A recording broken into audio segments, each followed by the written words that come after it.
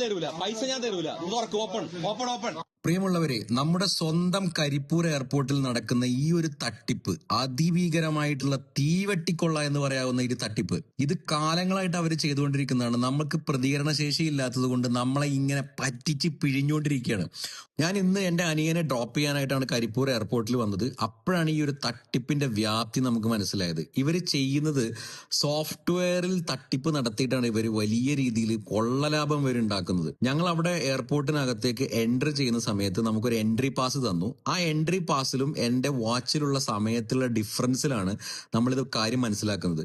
അവർ നമുക്ക് entry pass തരുമ്പോൾ നമുക്ക് ബാക്കിൽ ഒരു വലിയ ക്യൂ ഉള്ളത് കൊണ്ട് നമ്മൾ അതിൽ ടൈം നോക്കാനൊന്നും മെനക്കെടാറില്ല. നമ്മൾ നേരിട്ട് വിട്ടു പോകാറാണ് പതിവ്. പക്ഷെ ഇന്ന് യാദൃശ്ചികവശാല് നമ്മൾ അതിന്റെ സമയം നോക്കുമ്പോൾ എന്റെ വാച്ചിലുള്ള സമയവും അതിലുള്ള സമയവും തമ്മിൽ 5 മിനിറ്റിന്റെ ഡിഫറൻസ് ഉണ്ടായിരുന്നു. അപ്പോൾ ഞങ്ങൾ വിചാരിച്ചു അവരുടെ സിസ്റ്റത്തിലുള്ള സമയത്തിന്റെ വ്യത്യാസമായിരിക്കും എന്ന് വിചാരിച്ചിട്ട് ഞങ്ങൾ എൻ്റർ ആവുന്നു. കൃത്യം 3 മിനിറ്റിന്റെ ഉള്ളിൽ തന്നെ എക്സിറ്റ് പോയിന്റിലേക്ക് എത്തുന്നു.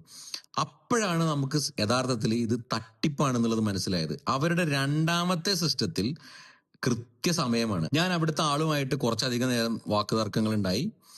അവിടെ ഗേറ്റിൽ അവർക്ക് തുറക്കാൻ പറ്റില്ല എന്ന് പറഞ്ഞു. പൈസ 40 രൂപ അടച്ചാൽ മാത്രമേ അവർ ഗേറ്റ് തുറക്കാൻ പറ്റൂ എന്ന് പറഞ്ഞു.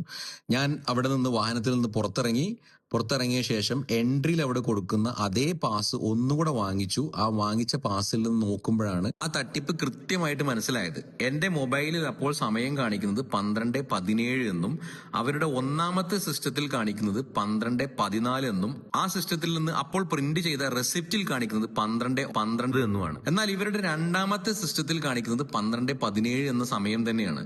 അപ്പൊ ഇത് തമ്മിൽ 5 മിനിറ്റിന്റെ ഡിഫറൻസ് അവിടെ തന്നെയുണ്ട്.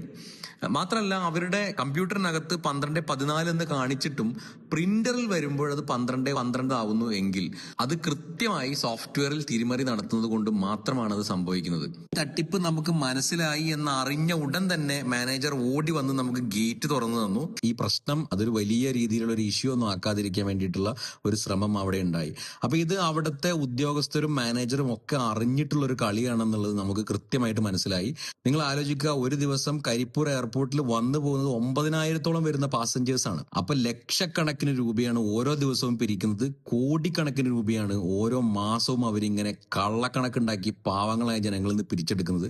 അപ്പൊ ഇനി നിങ്ങൾ കരിപ്പൂർ എയർപോർട്ടിലേക്ക് എൻ്റർ ആവുമ്പോൾ കൃത്യമായിട്ടുള്ള സമയം അച്ചടിച്ചിട്ടുള്ള പാസ് മാത്രം വാങ്ങിക്കുക. അല്ലാത്ത പാസ്സാണ് അവർ തരുന്നതെങ്കിൽ വണ്ടി അവിടെ സ്വിച്ച് ഓഫ് ചെയ്യുക. പാസ് കിട്ടി